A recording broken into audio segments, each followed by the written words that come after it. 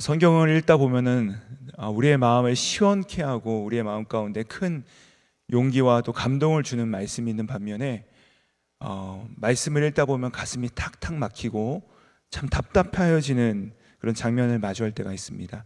오늘 본문의 장면이 바로 그런 모습이죠. 여러분 한번 상식선에서 잘 가만히 생각해 보시기 바랍니다. 만약에 평생에 어떤 사람이 이 어둠 속에 갇혀 있었던 자가 있었습니다. 그런데 날 때부터 한 번도 빛을 보지 못했던 그 자가 드디어 눈을 뜨게 된 것이죠. 빛을 보게 된 것입니다. 그러면 어떤 일이 응당 벌어져야 되겠죠? 기뻐해야 되겠죠. 잔치겠죠. 축제가 벌어질 것입니다. 야, 어떻게 눈을 뜰 수 있게 되었지? 어떻게 보게 되었지? 너무나도 기쁘다, 감사하다 이러면서 그 주변에 있는 사람들이 함께 기뻐해 주는 것이 옳지 않겠습니까? 아니면 그를 얼싸안고서 감격하는 것이 마땅한 반응일 텐데, 그런데 오늘 성경이 보여주는 풍경은 무섭고 차갑습니다. 서늘하죠. 이 기쁨의 모습과 감격의 모습은 온데간데 없고 무서운 심판과 추궁만이 이어지는 것을 우리가 볼 수가 있습니다. 자, 도대체 왜 이런 일이 벌어지는 것일까요? 그 이유가 참 쓸쓸한데요.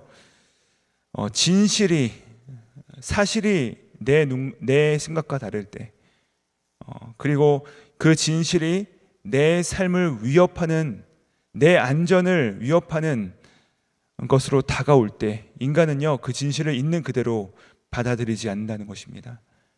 그것이 진실이 아니다라고 말을 한다는 것이죠. 오늘 이 재판장 같은 서늘한 현장 가운데 육신의 눈은 다들 멀쩡히 뜨고 있지만, 그러나 진실 앞에서 철저하게 눈을 감아버리는 그 모습들을 우리가 볼 수 있습니다. 자, 그러면 그 모습 가운데 서 있는 사람이 누구인가? 첫 번째는 바리새인들입니다. 여러분, 바리새인들이 어떤 자들이죠? 당대 최고의 지식인들이죠. 당대 최고의 지도자들이었습니다. 종교적 지도자들이죠.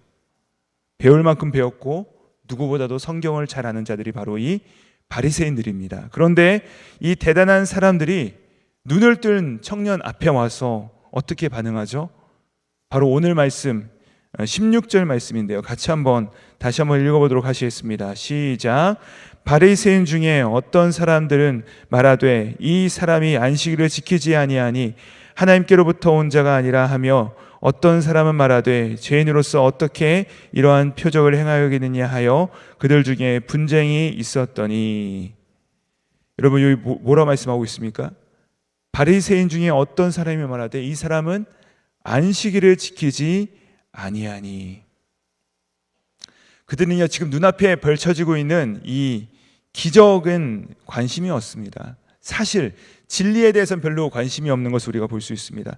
오직 한 가지, 그들 마음속에 있는, 그들 머릿속에 있는, 생각 속에 있는 이 내 기준이라는 것이 더 중요했다는 것입니다. 기적이 아니라 내 마음속에 품고 있는 기준이 훨씬 더 중요했던 자들이 바로 이 자들입니다. 그래서 뭐라 말합니까?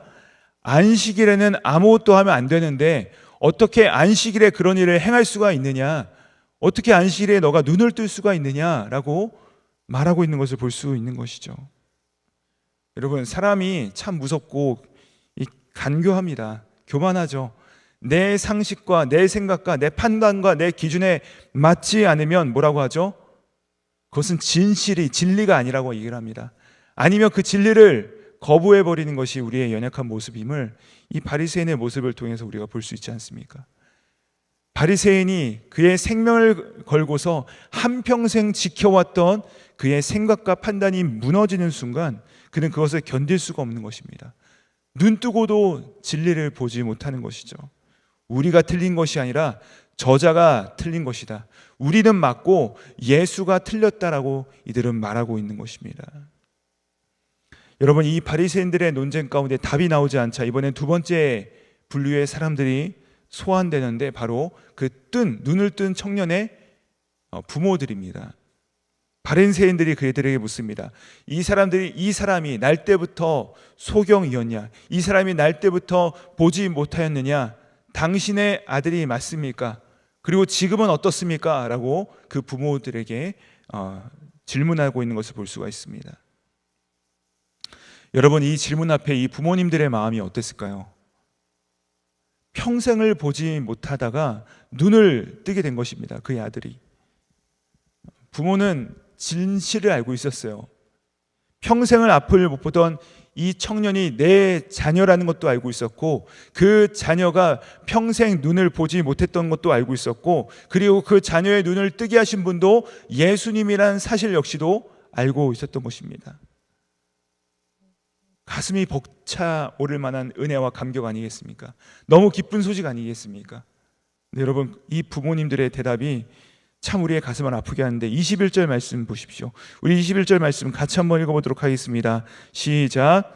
그러나 지금 어떻게 해서 보는지 또는 누가 그의 눈을 뜨게 했는지 우리는 알지 못하니이다. 그에게 물어보소서. 그가 장성하였으니 자기 일을 말하리이다.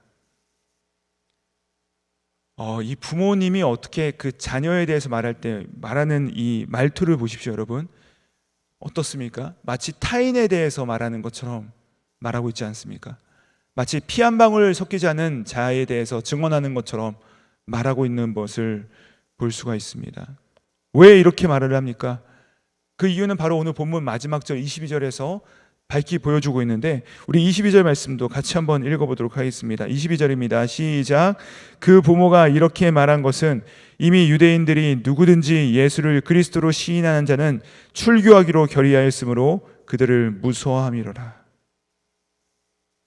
당시 이 사회에서 유대인들, 특별히 이 종교 지도자들, 이 바리새인들의 눈밖에 나는 것은 바로 회당에서 쫓겨나는 것을 말합니다. 회당의 출입을 금지를 당하는 것이죠. 즉 무슨 말입니까? 출교입니다. 출교를 당하는 것이죠. 출교는 단지 내가 회당에 못 오는 정도가 아니라 그 사회 내에서 고립을 의미하는 것입니다. 그 사회 내에서 경제적 파멸을 의미하는 것이죠. 부모는 그 순간에 직감한 것입니다. 내가 만약에 여기서 예수께서 내 아들의 눈을 뜨게 해주셨다라고 말하는 순간 우리 가족은 끝나겠구나. 우리 가족의 밥줄은 끊기겠구나. 우리의 인생은 마무리되겠구나. 쫓겨나겠구나. 직감적으로 알게 된 것이죠. 사랑하는 여러분, 어쩌면 이것이 이 부모님들의 모습뿐만 아니라 우리 모두의 실존 아니겠습니까? 우리의 연약한 모습 아니겠습니까? 우리는요, 진실이 무엇인지를 알고 있습니다. 진실을 본 자들입니다. 내 자녀가 눈을 떴고 예수께서 고쳐주셨다는 그 은혜도 알고 있는 자들입니다. 하지만 나의 밥그릇이, 내 상황에 어떤 이익이, 또 내 상황 가운데 위협이 다가오는 순간, 또 나의 사회적 지위가 흔들리고 나의 명예가 위축된다라고 생각하는 순간 우리는 어떻게 하죠? 너무나도 쉽게 빠르게 눈을 감아버립니다. 입을 닫습니다. 나는 모릅니다. 나는 모르겠습니다. 저 사람에게 물어보십시오. 나는 모르겠습니다. 쟤에게 물어보십시오. 적당히 타협하고 우리의 책임을 회피해버리고 언제 그랬냐는 듯이 그 자리를 피해버리죠. 두려움이 내 삶을 엄습해온다는 염려가 이토록 사람을 비겁하게 만들고 멀쩡한 두 눈을 감게 만드는 것을 볼 수 있는 것입니다. 자, 그렇다면 여러분, 이 꽉 막힌 답답한 상황 속에서 자신의 편견과 자신의 아집과 고집에 갇힌 이 바리새인들과 동시에 두려움과 염려에 사로잡힌 이 부모님들의 틈바구니 속에서 우리는 도대체 어떻게 하면 그 영적인 이 맹인의 길에서 벗어날 수 있겠습니까? 나는 바리새인처럼 교만하지 말아야지, 나는 부모님들처럼 두려워하지 말아야지라고 결단하면 그 길을 벗어날 수 있습니까? 나는 그렇게 살지 말아야지, 어쩜 이렇게 할 수 있지? 나는 그렇지 않을 거야 라고 하면 우리가 이렇게 살지 않을 수가 있을까요? 아니죠. 우리가 다 알고 있습니다. 그렇게 우리가 수없이 결단하고 수없이 우리가 결정한다 할지라도 우리는 어느새 그런 자리에 서 있고 그런 모습 가운데 똑같이 발견되곤 합니다. 자, 그러면 어떻게 우리는 과연 그 길 가운데 벗어날 수 있을까요? 사랑하는 여러분, 우리의 결단과 우리의 의지와 우리의 아집으로는요, 우리의 결심으로는 나의 고집 하나도 꺾을 수가 없습니다. 내 밥그릇에 대한 두려움 하나도 우리가 이겨낼 수 없습니다. 우리는 그럴 능력이 없는 자들입니다. 저도 그렇고요, 아마 이 자리에 계신 분들도 매 순간마다 어쩌면 우리의 연약함들을 체험하며 살아갈 것일 겁니다. 그래서 오늘 이 살벌한 이 현장 그 뒤에 계신 그 보이지 않는 예수 그리스도를 바라보고 집중해야 된다는 것입니다. 오늘 본문의 재판장이신 예수님은 안 계십니다. 그 바로 전 모습에는 보이고요, 이후에는 보이지만 오늘 본문에는 드러나지 않고 있어요. 하지만 우리는 알고 있습니다. 이 가운데 누가 계십니까? 예수께서 계십니다. 눈을 뜨게 해주셨고 그분은 여기서 자리를 비춰주셨지만 사실 이 모든 사건의 출발점은 어디에 있습니까? 이 맹인이 먼저 예수님을 찾고 나아가 저를 고쳐주십시오라고 매달렸습니까? 아닙니다. 여러분, 이 사건의 출발점엔 요한복음 9장 1절 모습 보면은 어떻게 이 사건이 펼쳐지죠? 예수께서 길을 가시다가 날때부터 맹인된 사람을 보셨다라고 기록하고 있습니다. 세상 사람들은 누구 죄 때문입니까? 저 사람의 죄 때문입니까? 아니면 부모의 죄 때문입니까? 저 사람이 눈을 뜨지 못한 이유는 무엇입니까? 라고 정죄하며 손가락질할 때 예수님께서 뭐라 말씀하십니까? 그에게서 하나님께서 하시는 일을 나타내고자 하심이라. 연약한 자, 세상 가운데 손가락질 받는 자를 향하여서 예수님께서는 하나님의 영광을 선포하십니다. 그리고 그에게로 다가가시죠. 그리고 진리를 끼어 그의 눈에 바르시고 눈을 뜨게 하십니다. 이것이 바로 우리가 다 경험한 예수님의 은혜가 아니겠습니까? 우리가 먼저 예수님을 발견하고 나를 도와주십시오, 나를 구원해 주십시오라고 말한 것이 아니라 예수께서 지나가시다가 우리를 먼저 보시고 세상 사람들은 우리를 향하여서 저주받은 인생이다, 끝났다, 망하였다라고 말하였지만 예수님께서는 저를 향하여, 우리를 향하여 말씀하시기를 그에게서 하나님의 영광을 드러내려 하심이라 말씀하시며 구원하셨던 그 사건, 빛이 먼저 우리를 찾아오셨다는 것이죠. 여러분, 이 압도적인 은혜를 한번 생각해 보십시오. 우리가 다 이 은혜 가운데 있는 자들 아니겠습니까? 어느샌가 그 은혜와 감격이 우리 생활 가운데 잊혀진다 할지라도, 사실 그것이 잊혀진다 할지라도 없었던 일은 아니죠. 우리가 다 경험했던 은혜의 현장이라는 것입니다. 오늘 이 심판장에 홀로 남겨져서 눈을 뜬 이 한 사람, 부모님마저 자기를 버리고 도망가고 이 당대 최고의 권력자들이 자기를 죽일 듯이 노려보고 있는 이 고립된 상황 가운데서 이 사람이 끝까지 도망가지 않고 그 현장을 지킬 수 있었던 그 힘이 어디 있겠습니까? 바로 자기가 경험한 그 예수님의 은혜 때문이었습니다. 은혜. 세상이 아무리 그는 죄인이다, 그는 가짜다라고 협박을 한다 할지라도 내 평생에 그 흑암을 찢고 들어온 그 빛 대신 예수 그리스도의 사랑, 그분의 은혜, 그분께서 나를 향하여서 하나님의 영광을 선포해 주셨던 그 은혜의 사건이 그의 몸에 새겨져 있는 순간 그는 흔들리지 않은 것입니다. 그는 도망가지 않은 것입니다. 나를 찾아오신 그 은혜가 너무나도 크고 분명하여서 이 바리새인들의 윽박지름도 출교당할지도 모른다는 그 세상의 두려움을 향하여서도 그는 가만히 그 자리에서 당당하게 설 수 있었던 것이죠. 사랑하는 여러분, 우리가 세상을 이기는 힘과 용기는요, 나의 결심에서, 나의 욕심, 나의 용감함에서, 나의 용기에서 나오지 않는다는 것입니다. 그럼 어디에서 나옵니까? 오직 나를 찾아오신 예수 그리스도의 은혜로부터 나옴을 기억하시기 바랍니다. 십자가를 바라보시기 바랍니다. 이 바리새인들처럼 교만하고 이 부모님처럼 너무나도 비겁한 너무나 연약한 모습 가운데서 우리를 대신하여 주님은 십자가 위에서 모든 정죄와 모든 고난을 당하시지 않으셨습니까? 세상에서 출교를 당해야 될 우리를 대신하여 그분께서 어떻게 하시죠? 영문 밖으로 출교를 당하셨습니다. 그 십자가의 은혜, 자격 없는 나에게 빛을 주시기 위해서 자신의 모든 것을 주신 그 예수 그리스도의 은혜와 사랑이 다시 한번 우리의 심령에 부어질 때 우리는 나의 고집을 꺾고 나의 두려움을 이기고 다시 한번 일어나 세상을 향하여 달려나갈 수 있게 된다는 사실입니다. 오늘 이 새벽 우리가 구해야 될 것은 단 하나입니다. 주님, 내 판단과 내 생각과 내 편견에 갇히지 않도록 도와주십시오.